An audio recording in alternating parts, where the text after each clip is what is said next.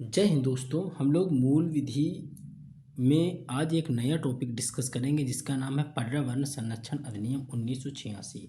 पर्यावरण से रिलेटेड एक और टॉपिक आपके कोर्स में था जिसका नाम था वन्य जीव संरक्षण अधिनियम। तो उस टॉपिक को हमने कंप्लीट किया है। आज के वीडियो में हम लोग पर्यावरण संरक्षण अधिनियम को टॉपिक करेंगे। तो दोस्तों बेसिक से एडवांस तक हम चीज़ों को कवर करेंगे। तो चैनल पे नए हो तो चैनल को सब्सक्राइब करके जरूर रखिएगा और बेल आइकन को जरूर प्रेस करके रखिएगा ताकि जब वीडियो अपलोड करें उसका नोटिफिकेशन आपको मिलता रहे। तो चलिए दोस्तों, बिना किसी अन्य चीज़ों के हम लोग इस क्लास को शुरू करते हैं और देखते हैं कि पर्यावरण संरक्षण अधिनियम आज का जो टॉपिक है। चलिए तो शुरू करते हैं, देखते हैं हम लोग पर्यावरण संरक्षण अधिनियम। दोस्तों आपको इन चीज़ों को समझाने से पहले पर्यावरण संरक्षण अधिनियम के बारे में आपको हम बताते हैं कि पृष्ठभूमि क्या थी कि पर्यावरण संरक्षण अधिनियम से रिलेटेड कानून आपको बनाना पड़ा भारत सरकार को, और वो कानून पूरे भारत में लागू किया गया। कानून क्यों बनाया गया, तो पहले वो चीज़ हम लोग समझ लेते हैं, फिर इसके बेसिक फैक्ट को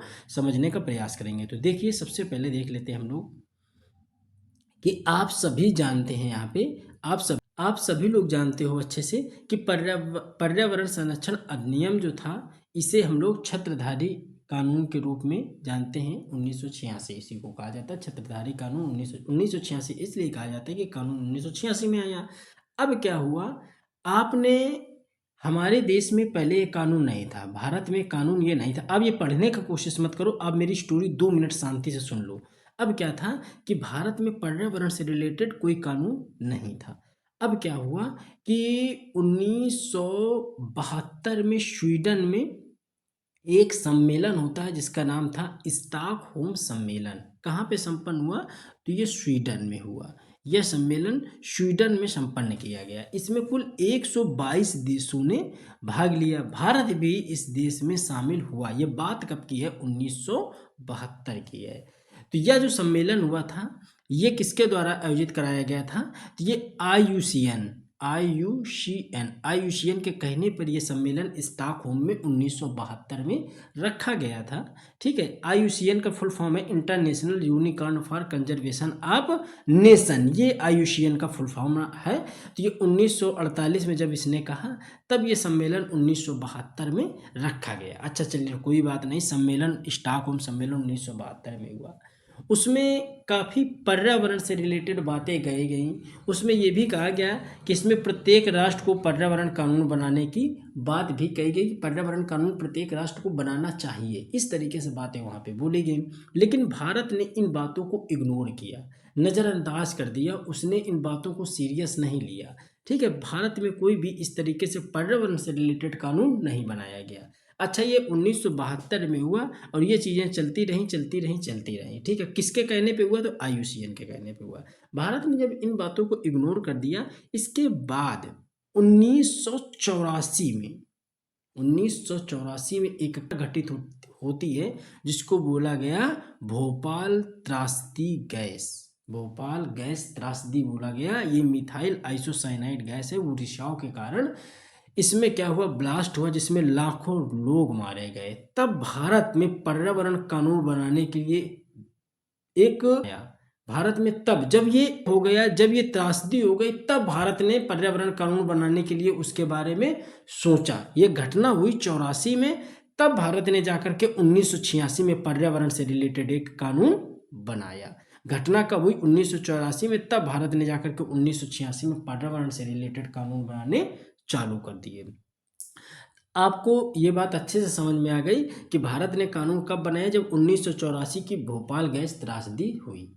ठीक, तो ये एक बेसिक पॉइंट है, एक बेसिक पृष्ठभूमि है, ऐतिहासिक पृष्ठभूमि है, जो आपको थोड़ा सा दिमाग में एक, अगर इसी तरीके से आप इसको सोचेंगे तो शायद अच्छे से चीज़ों को समझ में पाएंगे। तो 2 मिनट में आप इन चीज़ों को अच्छे से समझ गए होंगे कि जब स्टॉकहोम सम्मेलन 1972 में हुआ, इसको आईयूसीएन के कहने पे सम्मेलन कराया गया। आईयूसीएन जो 1948 में जिसकी स्थापना होती है, आईयूसीएन की स्थापना 1948 में हुई। इसको 1972 वाले सम्मेलन को जब इसने कहा तब स्टॉकहोम में हुआ। उन्होंने पर्यावरण से रिलेटेड रिलेटेड बात की कही कि सभी राष्ट्रों को पर्यावरण से रिलेटेड अपने देश में कानून बनाने चाहिए, उससे नियम बनाने चाहिए ताकि पर्यावरण प्रदूषण कम हो, पर्यावरण हमारा सुरक्षित रहे। ये सारी चीज़ें उन्होंने कही, लेकिन भारत ने इस पर बिल्कुल भी ध्यान नहीं दिया। जब ये 1948 की घटना घटित हो जाती है तब भारत का दिमाग उस तरफ जाता है और भारत इसके लिए कानून लेकर के आता है जिसका नाम है पर्यावरण संरक्षण अधिनियम। तो बात समझ में आ गई होगी। अब हम लोग उस बेसिक पॉइंट की तरफ चलते हैं। अब भारत में कानून बन चुका है, अब हम लोग देखते हैं इसके बेसिक फैक्ट। जब भारत में कानून आ गया 1986, तब इसका नाम रखा पर्यावरण संरक्षण अधिनियम 1986। एक्चुअली में बना ये 86 में था, तो नाम इसका 86 रखा गया। इसका अन्य नाम जो रखा गया छत्रधारी कानून के रूप में भी इसको जाना जाता है। तो हमने इसको एक नया नाम दिया छत्रधारी कानून। इसको पारित कब किया गया? तो 23 मई 1986 को राष्ट्रपति की सहमति से इसको पारित कर दिया गया और इसको लागू किया गया 19 नवंबर 1986 को संपूर्ण भारत में इसको लागू कर दिया गया। तो यह जो कानून था संपूर्ण भारत में लागू होने की डेट है 19 नवंबर 1986। इसमें भाग टोटल 4 हैं, धाराएं इसमें 26 हैं। पारित कब हुआ था? तो अनुच्छेद 253 के तहत इसको पारित किया गया था। हम आपको ये सारे आर्टिकल भी बताएंगे कि अनुच्छेद 253 क्या है, ऐसी क्या खास बात थी कि इस आर्टिकल को पारित किया गया। तो प्रथम वन महानिदेशक कौन थे? तो डाइट्रिस बैडिस थे इसके प्रथम वन महानिदेशक 1864 में। उल्लेख इसका जो मिलता है संवैधानिक उल्लेख पर्यावरण संरक्षण का, तो कहाँ मिलता है? तो जब आप अनुच्छेद 48A पढ़ते हो उसमें भी पर्यावरण के बारे में है, 51AG है तो उसमें भी पर्यावरण संरक्षण के बारे में, अनुच्छेद 53 है उसमें भी पर्यावरण संरक्षण के बारे में बताया गया है। तो दोस्तों ये एक बेसिक फैक्ट था। पहले हमने आपको पृष्ठभूमि बताई, ऐतिहासिक पृष्ठभूमि बताई, इसके बाद हमने आपको बेसिक बताया कि इसका नाम क्या है, अन्य नाम क्या है, पारित कब हुआ, लागू कब हुआ, भाग कितने, धाराएं कितने हैं, जब पारित हुआ तो किस अनुच्छेद के तहत हुआ, प्रथम वन महानिदेशक कौन थे, उल्लेख इसका संवैधानिक उल्लेख किस प्रकार है। तो ये बेसिक चीज़ें आपने अच्छे से यहाँ पे समझी और आपने अच्छे से इन चीज़ों को दिमाग में भी बिल्कुल इसी तरीके से आप इसको सेट कर लीजिएगा। जब हमने इससे पहले इसका जो टॉपिक था एक वन्य जीव संरक्षण अधिनियम, जब वो पढ़ाया था तो उसमें पूरा A to Z हमने पढ़ाया था किस तरीके से वन्य जीवों संरक्षण हेतु तो कौन कौन सी पॉलिसीज चलाई जा रही है, उसका बेसिक क्या है, सब कुछ वहाँ पे हमने कवर किया था। तो दोनों टॉपिक को एक साथ एक जगह लिख करके अच्छे से पढ़िएगा, ठीक है। तो पूरा पर्यावरण आपका कवर हो जाएगा, फिर आपको अलग से पर्यावरण पढ़ने की जरूरत नहीं पड़ेगी। आप मूल विधि के अलावा जो जीके जीएस में आता है, जो अन्य पोर्शन आते हैं जीके जीएस में, जितने भी सब्जेक्ट है उसमें पर्यावरण वाला बस सिर्फ 2 टॉपिक आप देख के जाइएगा, पर्यावरण संरक्षण अधिनियम और वन्य जीव संरक्षण अधिनियम, बस 2 टॉपिक आपके लिए इंपॉर्टेंट है। तो इन बातों का आप ध्यान रखिएगा। तो चलिए ये बेसिक आपने अच्छे से समझ लिया, हमने पहले कहानी बताई, इसके बाद आपने उन बेसिक को समझने का प्रयास किया। अब हम आपको बता रहे हैं कि जो इनका संवैधानिक उल्लेख किया गया, तो संवैधानिक उल्लेख आपने देखा कि इनका संवैधानिक उल्लेख अनुच्छेद 48 के ए में है। तो 48 का ए हमारा कहता क्या है, तो इसको भी तो समझ लो। ये कहता है कि राज्य पर्यावरण संरक्षण और सुधार करने का प्रयास करेगा, यानी कि राज्य पर्यावरण संरक्षण और इसको सुधारने का प्रयास करेगा, 48A में है।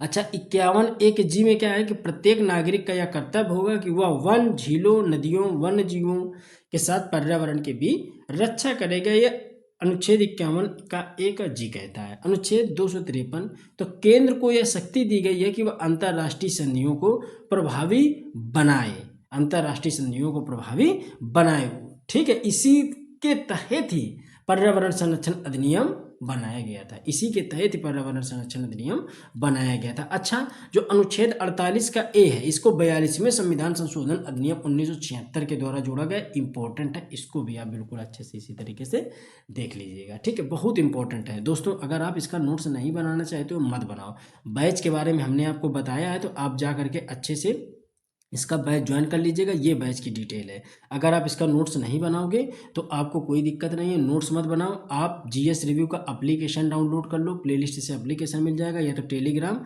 कमेंट सेक्शन में टेलीग्राम का लिंक लगा दें, वहाँ से आप ज्वाइन हो जाना। ये सॉल्व पेपर आपको मिलेंगे 15 साल के, पूरा जीएस जीके मिलेगा, यूपी स्पेशल मिलेगा, मूल विधि और संविधान मिलेगा। ये 4 बुकलेटें आपको यूपीएसआई के लिए मिल जाएंगी, ये कांस्टेबल के लिए है, तो ये बुक आप लोगों को नहीं मिलेगी स्टैटिक वाली, ठीक है।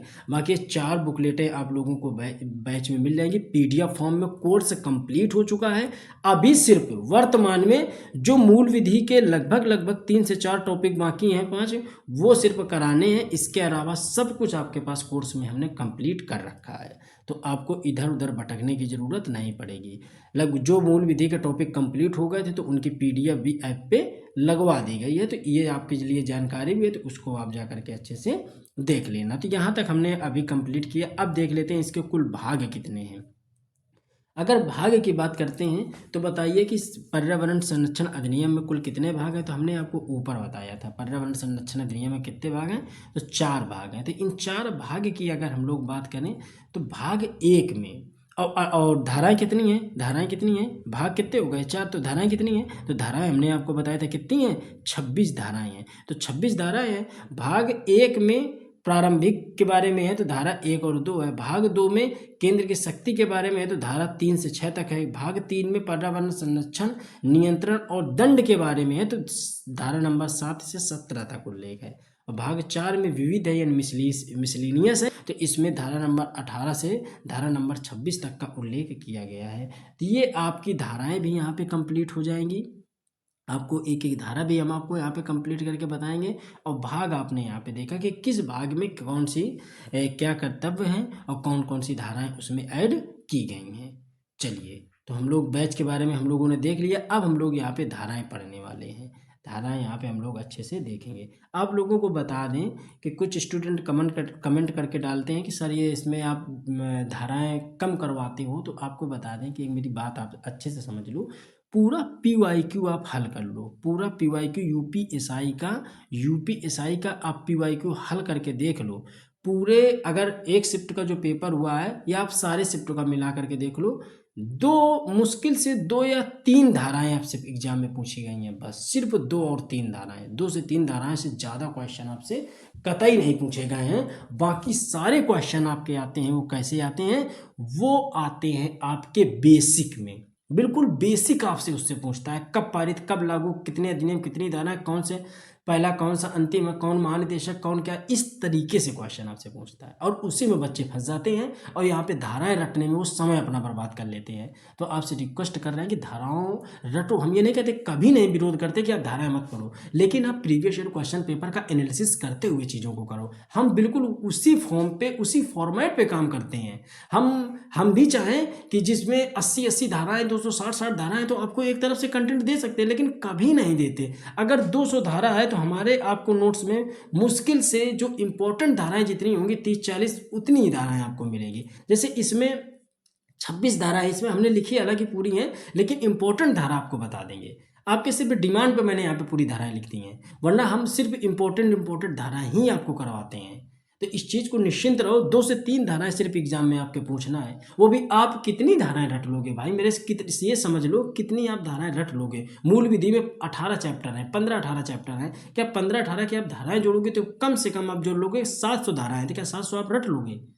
कभी नहीं रट पाओगे। ये स्ट्रेटजी नहीं है एग्जाम क्रैक करने की। तो इन चीज़ों को भी आप अच्छे से समझ लो भाई, कि आपको इतनी धाराएं रटने की ज़रूरत नहीं है। ठीक है, तो चलिए, धाराएं हमने यहाँ पे पूरी समाहित कर दी हैं, लेकिन जब आपको नोट्स देंगे उसमें जो इंपॉर्टेंट होंगी धाराएं सिर्फ वो लगवा देंगे, बाकी आपका धाराएं हटवा देंगे। आप निश्चिंत रहिएगा। ठीक है, नोट्स के लिए आपको जानकारी हमने दे दी है। चलिए, तो हम लोग देखते हैं कि धारा नंबर 1 क्या कहता है। तो धारा नंबर 1 कहता है इसका संक्षिप्त नाम, विस्तार और प्रारंभ। तो संक्षिप्त नाम तो आप जानते हैं, इसे छत्रधारी कानून कहा जाता है या पर्यावरण संरक्षण अधिनियम कहा जाए। विस्तार में इसको संपूर्ण भारत में लागू किया गया है। प्रारंभ इसका 19 नवंबर 1986 से किया गया था।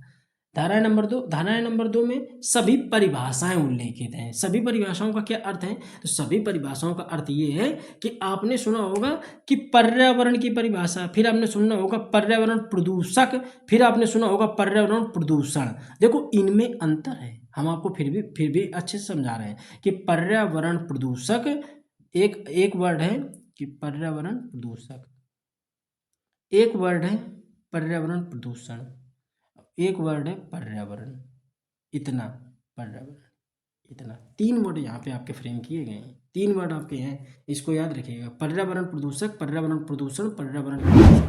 तो ये जो धारा नंबर 2 है, तो यही कहता है कि इसमें परिभाषाओं के बारे में उल्लेखित है। धारा नंबर 2 का ये सबसे इंपॉर्टेंट है। धारा नंबर 2 बिल्कुल रामबाण है। धारा नंबर 2 का भी मत स्किप करिएगा। प्रीवियस ईयर क्वेश्चन उठा के देख लीजिए, धारा नंबर 2 से सिर्फ क्वेश्चन पूछे गए हैं। धारा 2 और 3 से क्वेश्चन पूछे गए हैं। धारा 2 क्या है? सभी परिभाषाएं हैं। धारा 2 के ए में कहता है कि पर्यावरण की परिभाषा जो दी गई है किसमें दी गई, तो धारा नंबर 2 के ए में दी गई है। तो इसके अंतर्गत क्या आता है, इसके अंतर्गत जल, वायु, भूमि पर रहने वाले जीव जंतु, पादप और मनुष्य, ये जो है ये सब पर्यावरण के अंतर्गत दिखाई देते हैं। तो यही क्वेश्चन सेम डिक्टो क्वेश्चन पूछा गया था, निम्नलिखित में से पर्यावरण में समाहित हैं। तो इतने जो आपने अब यहाँ पे चिन्हित किए यही सब पर्यावरण के अंतर्गत आते हैं, इनका आपस में अंतर संबंध होता है। ठीक है, तो इसको आप बिल्कुल रट लीजिएगा।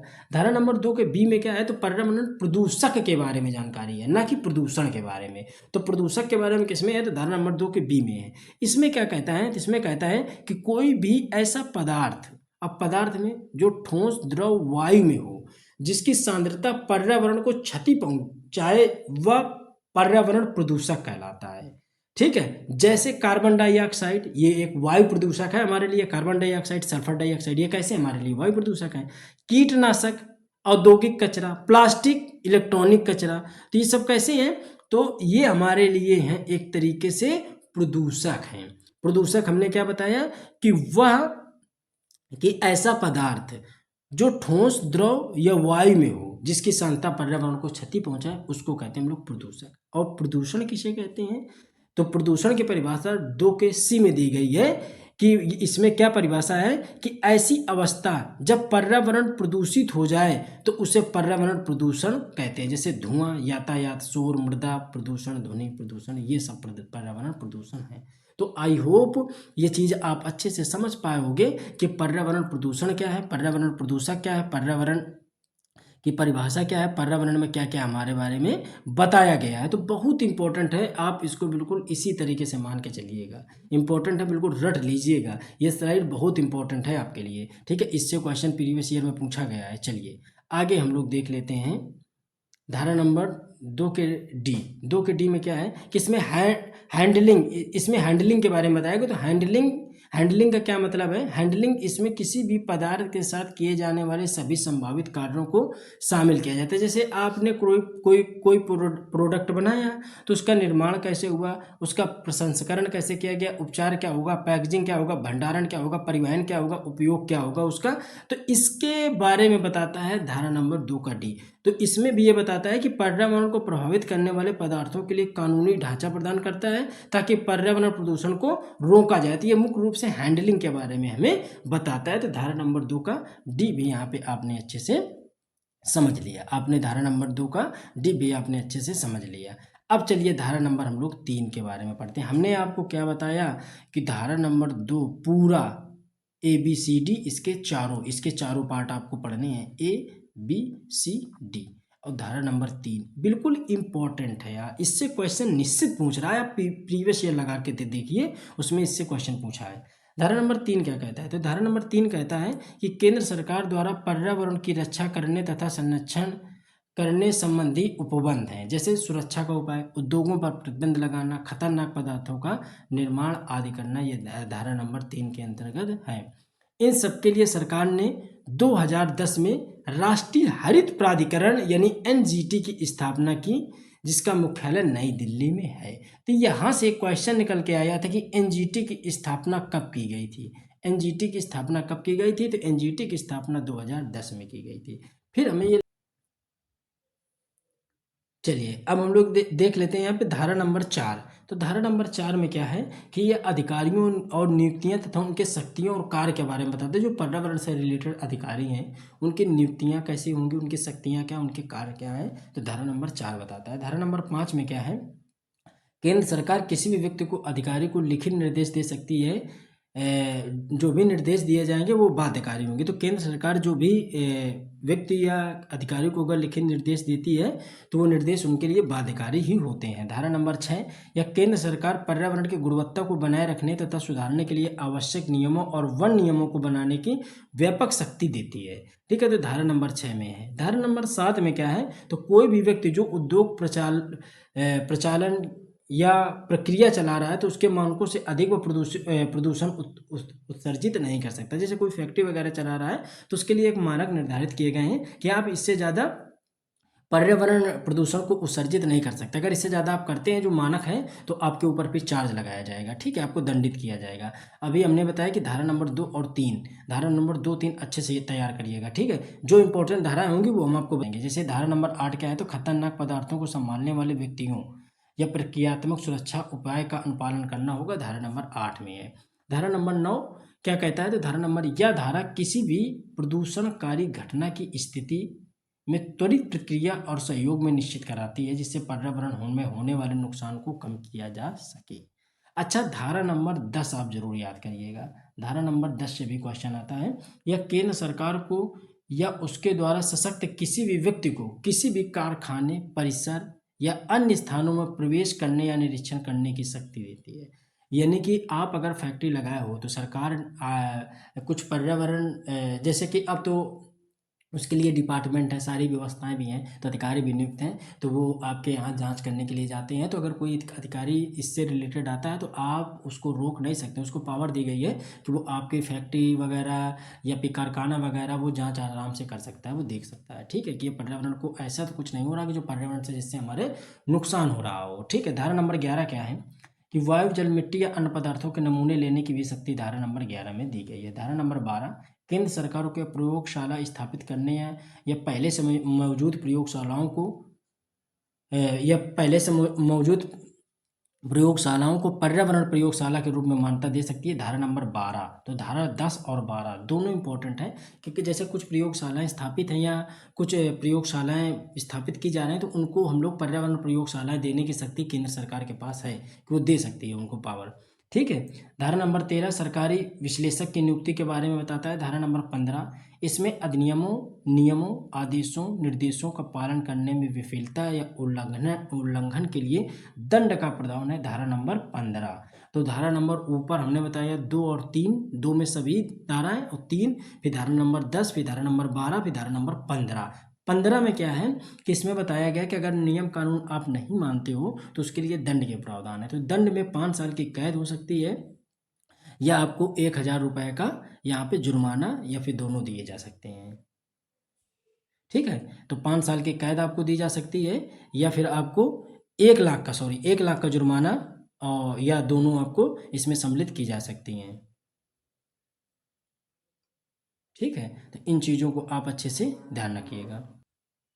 चलिए अब हम लोग देख लेते हैं। तो इसमें धारा नंबर 15 भी याद रखिएगा कि अगर कोई नियम कानून नहीं मानता है जो केंद्र सरकार के द्वारा निर्धारित किए गए उनका उल्लंघन करता है तो उसको 5 साल की कैद या 1 लाख रुपए का जुर्माना या दोनों भी लगाया जा सकता है। धारा नंबर 17 क्या कहता है कि सरकारी विभाग द्वारा अधिनियम के किसी भी प्रावधान का उल्लंघन किया जाता है तो उस विभागाध्यक्ष को दोषी माना जाएगा। धारा नंबर 20 क्या कहता है, किसी भी व्यक्ति, अधिकारी, राज्य सरकार या पदाधिकारी में केंद्र सरकार किसी भी प्रकार की रिपोर्ट, आंकड़े, जानकारी मांग सकती है, ठीक है। तो केंद्र सरकार आंकड़े व जानकारी मांग सकती है, धारा नंबर 20 में बताया गया है। चलिए आगे की धाराएं हम लोग देख लेते हैं। जैसे धारा नंबर 24, आपको ये तो हम ऐसे मौके की बता देंगे, तो याद रखिएगा कि धारा नंबर जो 24 है हमारी, धारा नंबर 24, तो धारा नंबर 24 और धारा नंबर 26 ये दोनों धारा इंपॉर्टेंट हैं। धारा नंबर 24 और धारा नंबर 26। तो धारा नंबर 24 कहता है कि जैसे आपने पर्यावरण से रिलेटेड से कोई कानून का उल्लंघन किया तो उसमें अगर आपको एक अपराध की सजा मिल चुकी है तो एक अपराध के लिए एक ही बार आपको दंडित किया जाएगा, उसमें 2 बार आपको दंडित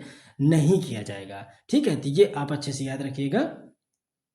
तो ये धारा नंबर 24 में है। धारा नंबर 26 में क्या कहता है, तो धारा नंबर 26 में कहता है कि इस अधिनियम के तहत, जो धारा नंबर 26 है, यानी कि इस अधिनियम के तहत केंद्र सरकार द्वारा बनाए गए किसी भी नियम को संसद के दोनों सदनों मतलब लोकसभा और राज्यसभा के समक्ष रखा जाएगा। तो धारा नंबर 26 में क्या है कि अगर मतलब इस अधिनियम में जो इस पर्यावरण संरक्षण अधिनियम है, इसमें केंद्र सरकार के द्वारा अगर कोई कानून बनाया जाता है तो उसको संसद के दोनों सदनों रोज लोकसभा और राज्यसभा में जरूर रखा जाएगा। ये धारा नंबर 26 में उल्लेखित है। तो आई होप आप अच्छे से चीज़ों को समझ पाए होंगे। अब आपको बता दें कि ये जीएस रिव्यू का एक ऐप है, आप इसको ऐप को इंस्टॉल जरूर कर लीजिएगा दोस्तों। आप जैसे ही ऐप इंस्टॉल करेंगे कुछ इस तरीके से इंटरफेस दिखेगा। यहाँ पे आप फ्री टेस्ट वगैरह दे सकते हैं, सिलेबस वगैरह डाउनलोड कर सकते हैं, यहीं पे आपको बैच की डिटेल मिल जाएगी। तो आप बैच की डिटेल लीजिएगा, PDF आप वहीं से डाउनलोड कर पाएंगे। दोस्तों आप अच्छे से चीज़ों को समझ पाएंगे, बहुत ही बेहतर और सटीकता के साथ आपको चीज़ें कवर कराई जा रही हैं। आप भरोसा रख लो इस बात का बहुत अच्छे से कि जितना आप पढ़ रहे रहे हो, सबसे सुपर, सबसे बेहतरीन कंटेंट आप तैयार कर रहे हो, सबसे बेहतरीन कंटेंट आप पढ़ा रहे हो। आप बस जिस तरीके से हम पढ़ा रहे हैं बस इसी तरीके से आप पढ़ते रहिएगा और देखिएगा आप उस जैसे आपने ये टॉपिक पढ़ा, इस टॉपिक को पढ़ने के बाद इसके PYQ लगाइए, मॉडल पेपर हल करिए, टेस्ट लगाइए, आप लगभग सारे क्वेश्चन को टेकल कर रहे होंगे। तो दोस्तों बिल्कुल आराम से चीज़ों को जैसे हम बताते हैं वैसे वैसे आप पढ़ते जाइएगा और आप देखिएगा कि एक बहुत बेहतरीन बदलाव आपके सामने, आपको खुद ही लगेगा कि मूल विधि जितनी आपने पढ़ी है वो आपके लिए कितनी कारगर साबित हुई है, कितनी कारगर साबित हुई है। मूल विधि बहुत अच्छे से चीज़ें आपके साथ हम साझा कर रहे हैं, बहुत अच्छे से चीज़ों को कवर कर रहे हैं। जितना इंपॉर्टेंट है उतना ही नोट्स आपके लिए लेकर के आते हैं। अगला टॉपिक कौन सा होगा ये आप नीचे मेंशन कर दीजिएगा। ये 13वां टॉपिक था मूल विधि का जो हमने आज कंप्लीट किया, 13वां टॉपिक था। 14वां टॉपिक कौन सा होगा कमेंट में जरूर डालिएगा, हम आपके लिए उस पर वीडियो लेकर के जरूर आएंगे। तो चलिए दोस्तों, वीडियो को ज़्यादा से ज़्यादा आप बस वीडियो को ज़्यादा से ज़्यादा शेयर कर दीजिए, बस इतना सपोर्ट करिए हमें, ठीक है। ज़्यादा से ज़्यादा लोगों तक वीडियो शेयर करिए। मिलते हैं अपने अगले वीडियो में, तब तक